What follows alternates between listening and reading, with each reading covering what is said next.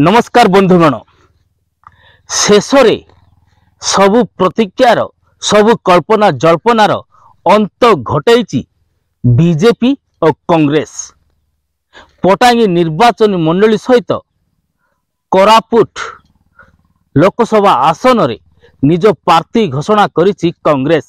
सेपटे बीजेपी मध्य पटांगी निर्वाचन मंडली रे निज दलीय प्रार्थी नाम घोषणा करिछि।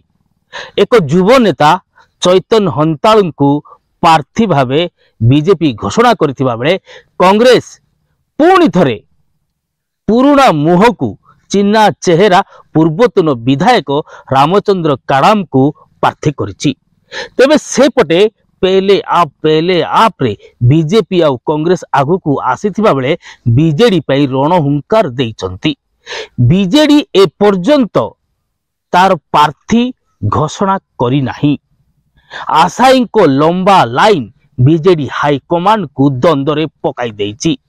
सेपटे कर्मी और नेता मध्य कहा मुंडरे हाथी कलश ढालिबो एनी अपेक्षा रे बीजेडी कर्मी और नेता रही बेले आज सबु कल्पना जल्पनार अंत घटई बीजेपी और कांग्रेस पटांगी निर्वाचन विधानसभा आसन रे प्रार्थी घोषणा करिछि।